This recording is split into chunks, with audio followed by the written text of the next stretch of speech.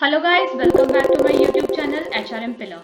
This is Mahima here. So today I'm going to discuss a very important topic which is related to UGC NET exam, especially paper 2, that is code 55, that is HRM or labor welfare. So the topic which I'm going to discuss today is Trade Union Act 1926 and ये जो topic है ये labour legislations and labour laws के अंदर आता है. तो आज मैं guys specifically trade union act 1926 के बारे में डिस्कस करने वाली हूँ with latest amendments and latest provisions as per 2021. So guys, please subscribe my channel, share my channel and comment if any needed. So let's get started.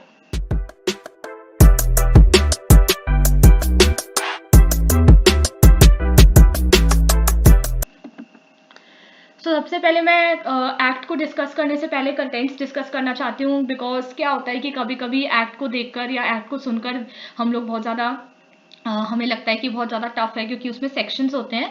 So first of all I will discuss the contents.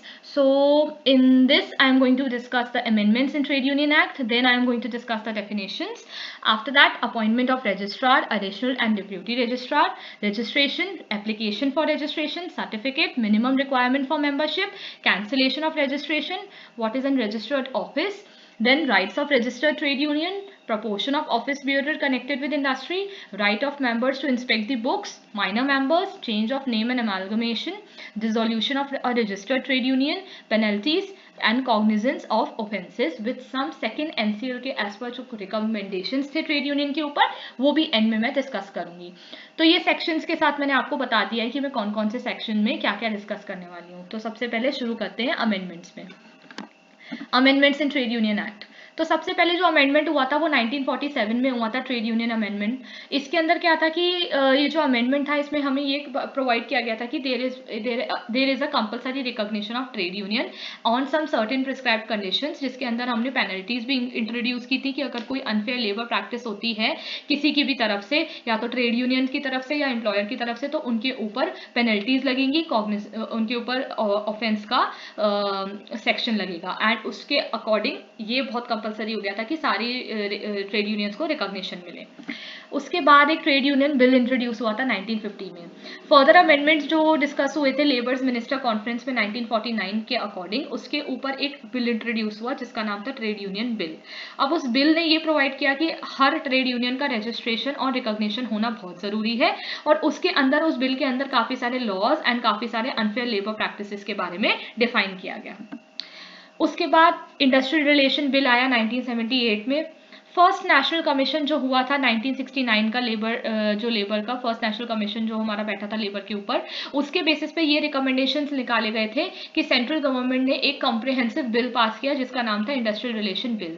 उसके अंदर भी सारे rules and regulations थे पर वो bill pass नहीं हो पाया. तो इसीलिए, बट हाँ ये इसके अंदर इंक्लूड इसलिए किया जाता है क्योंकि ये ड्राफ्ट किया गया था. उसके बाद हम लोग आते हैं ट्रेड यूनियन अमेंडमेंट बिल 1982. अब इसके अंदर क्या था कि काफी सारे मशीनरी से रिलेटेड प्रोविजंस थे जिसके अंदर ये बताया गया था कि अगर कोई इंटर यूनियन या इंट्रा यूनियन डिस्प्यूट हो जाता है तो उसमें क्या प्रोसीजर है रजिस्ट्रेशन का, क्या कैंसिलेशन ऑफ रजिस्ट्रेशन का प्रोसीजर है, और आउटसाइडर्स जो होते हैं, एग्जीक्यूटिव्स होते हैं ट्रेड यूनियन के, उनको कितना प्रपोर्शन देना पड़ता है. वो सारे रूल्स एंड रेगुलेशंस इसके अंदर थे अमेंडमेंट के अंदर, बट ये बिल भी पास नहीं हो पाया. फिर उसके बाद लास्ट हमारा आता है trade union amendment in the year 2001. इसके अंदर कुछ प्रोविजंस थे जो मैंने डिस्कस करे हैं. इसके अंदर ये था कि there was an requirement of 10% और 100 of workman which were employed in an industry with a minimum of 7 workman being eligible और फॉर रजिस्ट्रेशन.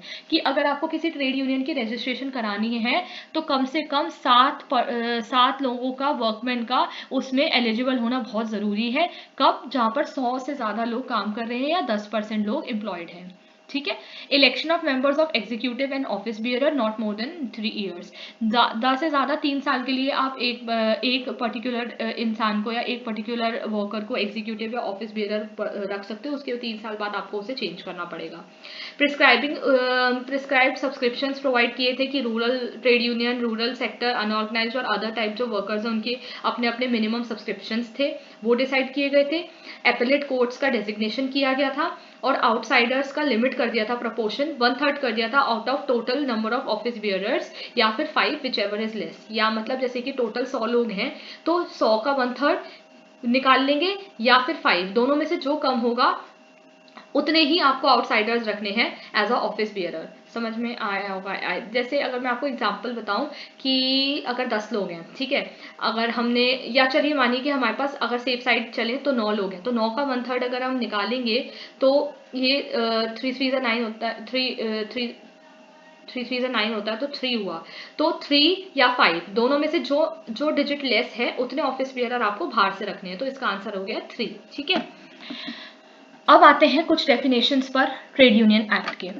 तो इसमें सबसे पहले तो ट्रेड यूनियन खुद ही आ जाती है, हमें बहुत ज़रूरी है हमें ये पता होना कि ट्रेड यूनियन होता क्या है। तो trade union means in any combination which can be temporary और permanent which is form primarily for the purpose of regulating the relations between worker and employer for reposing the restrictive conditions. अब इसके अंदर क्या बोला है कि temporary या permanent भी हो सकती है, और ये क्यों बनाते हैं, जिससे कि हम रेगुलेट कर सके relation between workman and employer. और इसमें हम क्या करते हैं, कंडीशंस को इम्पोज करते हैं जिससे कि हम ट्रेड और बिजनेस को कंडक्ट कर सकें, और 2 या 2 से ज़्यादा ट्रेड यूनियन भी हो सकती हैं फेडरेशन में।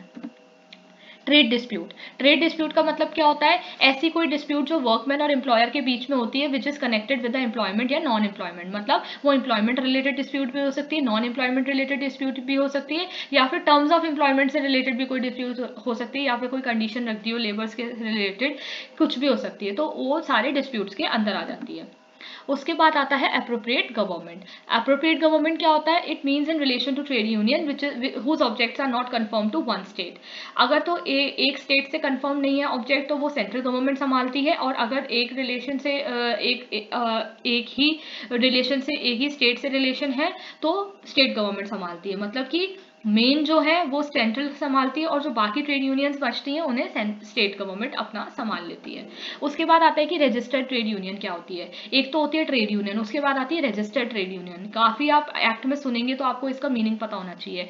रजिस्टर्ड ट्रेड यूनियन का मतलब होता है जो कि रजिस्टर्ड है under the trade union act 1926। मतलब लॉ और एक्ट के अंदर जो रजिस्टर की गई है उन सारी ट्रेड यूनियंस को रजिस्टर्ड ट्रेड यूनियन कहा जाता है।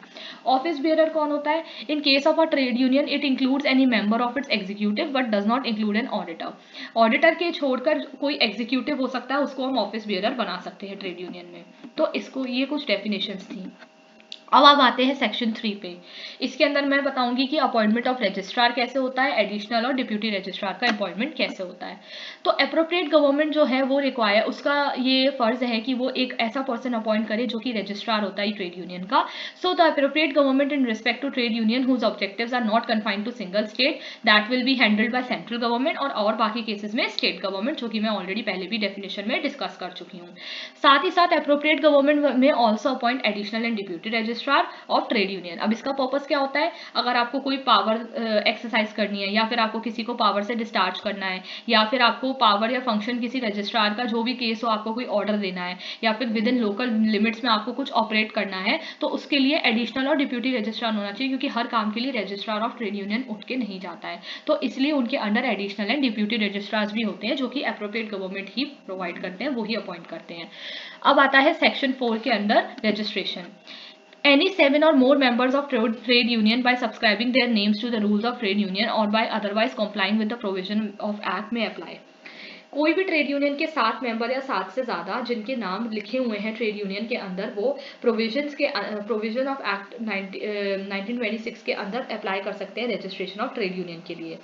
कोई भी रजिस्ट्रेशन नहीं होगा किसी भी ट्रेड यूनियन का अगर 10% या 100 ऑफ द, अगर एटलीस्ट 10 और 100 of the workman which ever is less of the members making application. But 7 लोगों से कम तो बिल्कुल नहीं होना चाहिए। मतलब अगर 100 लोग हैं वर्कमैन के या 10% है, उतने लोग हैं तो ठीक है, नहीं तो 7 लोगों से मिनिमम 7 लोग तो होने ही चाहिए, तभी आपका ट्रेड यूनियन का रजिस्ट्रेशन होगा। तो ये याद कर लीजिए, या तो 7%, नहीं तो एटलीस्ट अगर 100 लोग हैं तो कम से कम उनमें से 10% तो होने ही होने चाहिए। बट अगर मिनिमम से मिनिमम देखा जाए तो 7 लोग, ठीक है। फिर आता है सेक्शन 5 के according application for registration. Application कैसे दी जाती है, every application for registration is accompanied by a copy of rules.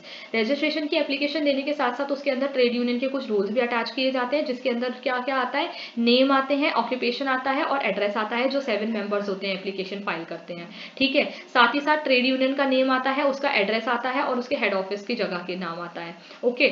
साथ ही साथ में टाइटल आता है, नेम आता है, एज आता है, जितने भी ट्रेड यूनियन के जो ऑफिस बियरर्स होते हैं उनके बारे में आता है, उनके एड्रेस आता है, उनका ऑक्यूपेशन होता है, क्या नाम है, क्या एज है, क्या कर रहे हैं, वो सब आता है। तो एप्लीकेशन के साथ साथ हमें रूल्स भी मानने पड़ते हैं और ये सब भी बताना पड़ता है।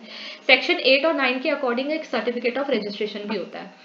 अगर रजिस्ट्रार आपका ट्रेड यूनियन का सेटिस्फाइड है कि उन्होंने जो ट्रेड यूनियन जो एप्लीकेशन फाइल कराने आए थे वो सारे उन्होंने रिक्वायरमेंट्स फुलफिल करी हैं और उन्होंने कंपाइल किए हैं सारे रिक्वायरमेंट्स, तो फिर हम क्या करते हैं, जो रजिस्ट्रार है वो ट्रेड यूनियन रजिस्टर कर देता है और वो सारे पर्टिकुलर्स को देखकर अपने स्टेटमेंट में एप्लीकेशन फॉर्म में देखकर सारा मेंटेन करता है अपने पास प्रिस्क्राइब मैनर में और रजिस्टर कर देता है। और रजिस्टर करने के तुरंत बाद रजिस्ट्रार एक इशू करता है सर्टिफिकेट ऑफ रजिस्ट्रेशन, जो कि एक प्रिस्क्राइब फॉर्म में होता है, जो कि एक एविडेंस और एक प्रूफ की तरह यूज होता है कि आपकी जो ट्रेड यूनियन है that has been duly registered under the trade union act 1926, जो कि बाद में भी यूज आ सकता है ट्रेड यूनियन के। ओके गाइस, उसके बाद आता है सेक्शन 9 के according minimum requirement for membership. जैसे कि ये मैं पहले भी बता चुकी हूँ कि एक मिनिमम रिक्वायरमेंट होती है रजिस्टर कराने के लिए ट्रेड यूनियन में। तो अगर आपके यहाँ 100 लोग हैं तो 100 लोग या फिर 100 लोग से या तो टोटल में से 100 लोग या फिर 10% उसका, दोनों में से जो लेस है, ठीक है, उतने लोग तो होने चाहिए। नहीं तो मिनिमम 7 मेंबर्स तो एंगेज्ड या एम्प्लॉयड होने ही चाहिए जो कि ट्रेड यूनियन से कनेक्टेड हो डायरेक्टली, तो ही आपका मेंबरशिप माना जाएगा और आपका ट्रेड यूनियन रजिस्टर हो पाएगी। उसके बाद सेक्शन 10 के अकॉर्डिंग आता है कैंसिलेशन ऑफ रजिस्ट्रेशन। अगर रजिस्ट्रार सेटिस्फाइड नहीं है, अगर उसको ये लगता है कि जो सर्टिफिकेट उसने रजिस्ट्रेशन का दिया है ट्रेड यूनियन को, उन्होंने इसको किसी फ्रॉड या कुछ मिस्टेक करके ऑब्टेन करा है ट्रेड यूनियन ने, या फिर उन्होंने कोई कॉन्ट्रवीन किया है, कोई चीज गलत करी है, कोई प्रोविजन उन्होंने ब्रेक किया है, कोई रूल ब्रेक किया है, तो वो उन रूल्स के नाते, वो जो पर्टिकुलर्स हैं उसके नाते वो उनसे सीज कर सकता है, उनसे वापस ले सकता है वो सर्टिफिकेट और उनका रजिस्ट्रेशन भी कैंसिल कर सकता है एज पर सेक्शन 10। सेक्शन 12 के अकॉर्डिंग रजिस्टर्ड ऑफिस क्या होता है? सारी कम्युनिकेशंस एंड जितनी भी नोटिस होते हैं वो सब जो भी एड्रेस करने होते हैं वो रजिस्टर्ड ऑफिस में करने होते हैं ट्रेड यूनियन के। Every registered trade union is required to communicate to the registrar. अगर कोई भी चेंजेस होते हैं आपके ट्रेड यूनियन में तो आपको विद इन 14 डेज में आपको रजिस्ट्रार को ये चीज कम्युनिकेट करना बहुत जरूरी है, और सारी कम्युनिकेशन आप रजिस्टर्ड ऑफिस में ही ट्रेड यूनियन के करेंगे, ठीक है। इसके बाद आ जाता है कि राइट्स क्या है रजिस्टर्ड ट्रेड यूनियन के। ये सेक्शन 13 के एस पर आता है। तो इसमें सबसे पहले आता है इम्यूनिटी फ्रॉम क्रिमिनल कॉन्स्पिरेसी, दूसरा आता है immunity from certain civil liabilities. तो इसमें जो पहला है क्रिमिनल कॉन्स्पिरेसी, इसके अंदर क्या होता है कि कोई भी अगर रजिस्टर्ड ट्रेड यूनियन का मेंबर है वो लाइबल नहीं होता किसी भी पनिशमेंट के, अगर उन्होंने एक एग्रीमेंट साइन कर लिया है जिसके अंदर ये लिखा है कि अगर कोई गलती से ऑफेंस हो जाता है, अगर वो उसी एक्ट के प्रोविंस अगर वो इसी एक्ट और प्रोविजन के अंदर आता है तो आप क्रिमिनल कॉन्स्पिरेसी की इम्यूनिटी से बच जाओगे और आपको इम्यूनिटी मिल जाएगी और आपको कोई भी पनिशमेंट नहीं मिलेगी। ऐसी इम्यूनिटी मिल जाती है सर्टेन सिविल लाइबिलिटीज से, कि इसमें भी बहुत सारे कंडीशंस होती हैं कि अगर आप एग्रीमेंट कर लेते हो तो कोई भी सारे नल एंड वॉइड हो जाते हैं अगर आपसे कोई भी गलती होती है या फिर कोई भी क्या कहते हैं ऑफेंस हो जाता है, बट वो बहुत ही लिमिटेड चीज़ों के लिए है, आप हर चीज़ के लिए यूज़ नहीं कर सकते। तो ये कुछ राइट्स हैं गाइज। मैंने इसको इतना एलैबोरेट इसलिए नहीं किया क्योंकि इससे रिलेटेड क्वेश्चंस यूजीसी नेट में नहीं आते हैं। मुझे पूरा ट्रेड यूनियन 1926 एक ही वीडियो में कवर करना था, मैंने सोचा कि मैं उन चीज़ों पे टॉपिक्स पे ज़्यादा स्ट्रेस करूँ जिससे क्वेश्चंस बनते हैं। That's why I haven't included anything in this rights part. Okay, इसके बाद मैं आ जाती हूँ section number 22, that means proportion of office bearers which is connected with industry.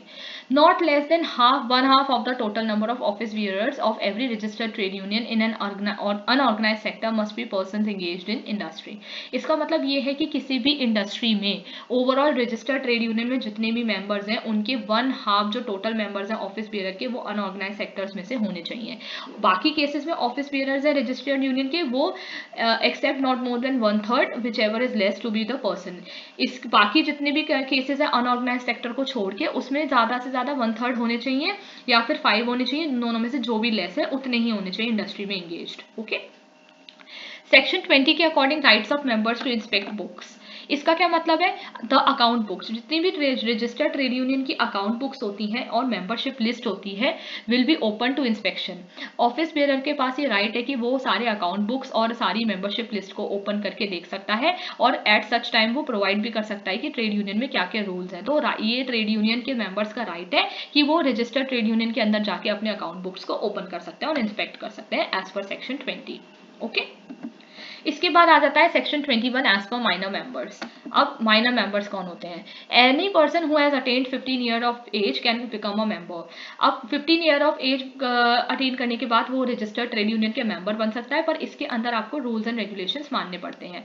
ऐसे मेंबर सारे राइट्स एंजॉय करते हैं एंड एग्जीक्यूट करते हैं इंस्ट्रूमेंट्स, और उनको सारी एक्वेंटेंस भी दी जाती है और उनको सारे रूल्स दिए जाते हैं। बट माइनर मेंबर्स माइनर ही रहते हैं, उनके डिसीजंस लेने का थोड़ा सा रूल्स अलग होते हैं।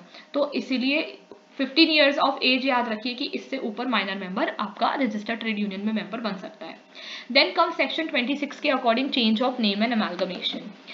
Any two or more registered trade unions may amalgamate together with or without dissolution of funds on the condition that the votes of at least one half of the members of trade union entitled to votes are recorded and at least 60% of the votes are in favor. अगर आप मानिए दो trade unions है, एक ए trade union है, एक B trade union है, दोनों को मिलके अमेलगमेट होना है, दोनों को मिलके एक ट्रेड यूनियन होना है, तो कम से कम पूरे मेंबर्स में से कम 1/2, मतलब अगर 500 मेंबर्स हैं तो 500 में से 250 लोग एटलीस्ट ये माने कि 250 लोग वोट करें और उन 250 में से कम 60% फेवर में हो कि हाँ अमेलगमेट मतलब दोनों को मिक्स हो जाना चाहिए, दोनों को एक साथ काम करना चाहिए। तो उनमें से आप मानिए कि अगर टोटल 500 लोग हैं तो 250 लोग तो कम से कम वोट करें और 250 में 60% आपका फेवर में वोट करें कि हाँ अमेलगमेशन होना चाहिए, तो अमेलगमेशन होगा। कोई भी रजिस्टर्ड ट्रेड यूनियन है, अगर हम उनको अपना नाम भी चेंज करना है तो उनको कम से कम एटलीस्ट 2/3 लोगों में से कंसेंट लेनी पड़ेगी और राइटिंग में सेक्रेटरी को देना पड़ेगा, और कम से कम 7 लोगों को ट्रेड यूनियन में उनको राइटिंग में रजिस्ट्रार को देना पड़ेगा। मतलब टोटल ट्रेड यूनियन के मेंबर्स में से 2/3 तो ये बोलेंगे कि उनको नाम चेंज कराना है और सेक्रेटरी को राइटिंग में देना पड़ता है, और वो जो राइटिंग में देंगे वो एटलीस्ट 7 लोगों को राइटिंग में देना पड़ेगा कि हाँ we want to change the name of the trade union. तो ये कुछ सेक्शंस हैं, ये कुछ रूल्स एंड रेगुलेशंस हैं जो काफी पुराने चलते हुए आ रहे हैं, एंड जितना भी चेंज हुआ है मैंने उनको हाईलाइट करके मेंशन कर दिया अपनी प्रेजेंटेशन में।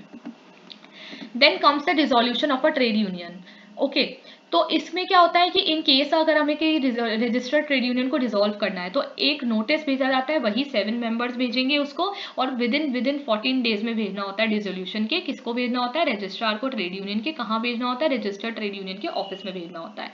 अगर रजिस्ट्रार सेटिस्फाइड है कि डिसोल्यूशन जो हो रहा है रूल्स एंड रेगुलेशंस के अंदर होता है और उसको करने से मतलब एक फायदा ही होना है, तो वो क्या होता है कि वो रजिस्टर कर देता है डिसोल्यूशन के लिए, और वो dissolution which is come into effect वो तभी के तभी जो डेट लिखी होती है उसी से डिसोल्यूशन मान लिया जाता है। अगर ट्रेड यूनियन डिसॉल्व हो जाती है कि इस तो फिर जो इसके फंड्स होते हैं वो ट्रेड यूनियन के रूल्स के अकॉर्डिंग डिस्ट्रीब्यूट कर दिए जाते हैं, और अदर केसेस में रजिस्ट्रार होता है वो प्रिस्क्राइब कर देता है कि कैसे आपको डिस्ट्रीब्यूट करने हैं। अब कुछ सेक्शन 31 एंड 32 के अकॉर्डिंग पेनल्टीज डिस्कस कर लेते हैं। अगर कोई रजिस्टर्ड ट्रेड यूनियन है, उसने नोटिस सेंड करने में या कोई स्टेटमेंट सेंड करने में वो डिफॉल्टर हो गया, वो नहीं सेंड कर पाया, तो जो ऑफिस बीरर होगा या जो भी ट्रेड यूनियन का मेंबर होगा उसको 5 रुपीज एज अ पनिशमेंट या एज अ पेनल्टी ऑफेंस देना पड़ेगा। अगर इन केस पर्सन जो है वो विलफुली गलत एंट्री करता है, फॉल्स एंट्री करता है या फिर कुछ ओमिट कर देता है, गलती से उससे ओमिशन हो जाता है किसी चीज में, तो उसको 500 रुपए का पनिशेबल में फाइन देना पड़ता है। सेक्शन 33 के अकॉर्डिंग हम कॉग्निजेंस ऑफ ऑफेंसेस भी पढ़ेंगे अभी। इसके अंदर ये बताया गया है कि no court inferior to that of a presidency magistrate और a magistrate of the first class is authorised to try any offence. इसका क्या मतलब होता है कि कोई भी कोर्ट मैजिस्ट्रेट के अंदर आता है या फर्स्ट क्लास मैजिस्ट्रेट के अंदर आता है, वो कोई उनका रूल नहीं है, प्रोविजन नहीं है कि वो कोई भी ऑफेंस करें इस एक्ट के अंदर। Court is not authorised to take cognizance of any offences unless the complaint has been made by the previous sanction of the registrar. जब तक कि रजिस्ट्रार ऑफ ट्रेड यूनियन खुद से सैंक्शन नहीं करता है, खुद से नहीं कंप्लेन करता है, तब तक कोर्ट इसके बीच में दखल अंदाजी नहीं देगी। ठीक है, such a complaint has to be made within 6 months from the date. अगर उनको ऐसा लगता है कि कोई चीज हुई है तो ऑफेंस के लिए कॉग्निजेंस अगर उनको कोर्ट को बीच में लाना है तो उनको कम से कम 6 months पहले ये बताना पड़ेगा। जब वो ऑफेंस हुआ उसकी डेट से 6 months पहले, जब वो हुआ उससे पहले आपको 6 months पहले बताना पड़ेगा कि ये चीज कमिट हुई है, तब जाके कोर्ट बीच में आएगा and he will interfere. Okay, तो ये था सेक्शन 33 के अकॉर्डिंग। लास्ट में 2002 के अकॉर्डिंग मैं कुछ रिकमेंडेशंस बताना चाहूंगी जो सेकंड एनसीएल में डिस्कस हुए थे, नेशनल कमीशन ऑफ लेबर में। तो कुछ नोटेबल रिकमेंडेशंस हैं, वो हैं, सबसे पहला है एक स्पेसिफिक प्रोविजन बनना चाहिए जिसके अंदर अनऑर्गेनाइज सेक्टर्स में जो वर्कर्स काम करते हैं वो भी ट्रेड यूनियन फॉर्म करें और वो भी अपने आप को रजिस्टर करें, उनकी भी ट्रेड यूनियन रजिस्टर हो, जिससे कि एम्प्लॉयर और एम्प्लॉय के रिलेशनशिप एग्जिस्ट ऐसा ना करे जो इनफॉर्मल है। प्रेजेंट सिस्टम ऑफ एलिजिबिलिटी है जो रजिस्ट्रेशन का वो कंटिन्यू रहे। वर्कर जो ट्रेड यूनियन का मेंबर नहीं है उसको भी एक equal amount of subscription rate देना पड़ेगा नेगोशिएट करने के लिए। एक अनरजिस्टर्ड ऑर्गेनाइजेशन है उसको कोई भी इंटाइटल नहीं होना चाहिए, कोई भी इम्यूनिटी नहीं मिलनी चाहिए, कोई भी प्रिविलेज और राइट नहीं मिलना चाहिए जिससे कि वो अपने आप को रजिस्टर कराए। The commission does not favour craft based और कास्ट बेस्ड ऑर्गेनाइजेशन। कमीशन जो है वो कभी भी क्राफ्ट बेस्ड और कास्ट बेस्ड ऑर्गेनाइजेशंस को फेवर नहीं करती है, किसी भी, चाहे वो किसी भी एम्प्लॉयर एम्प्लॉय का या वर्कर का हो। तो ये 4-5 कुछ रिकमेंडेशंस थे जो 2002 में आए थे, जो कि सेकंड एनसीएल जब हुआ था हमारा, नेशनल कमीशन ऑफ लेबर का सेकंड जो हुआ था कॉन्फ्रेंस, उसमें डिस्कस किए गए थे। So guys thank you so much for watching this video. I hope guys आपको सारे provisions, rules, laws and regulations जो कि ट्रेड यूनियन एक्ट 1926 से रिलेटेड हैं वो समझ में आए होंगे। मैंने बहुत धीरे धीरे आपको सारे प्रोविजंस को समझाने की कोशिश की है, तो आई होप आपको गाइज ये पसंद आई होगी वीडियो। मैं ऐसे टॉपिक्स पे और वीडियोस लेकर आऊंगी। आप प्लीज़ कमेंट सेक्शन में कमेंट करके बताइए कि आपको और किस किस एक्ट या लॉ पर आपको वीडियो चाहिए। I am definitely going to make that video. So तब तक please subscribe my channel, share my channel. Till then, this is Mahima signing off from the video. Goodbye.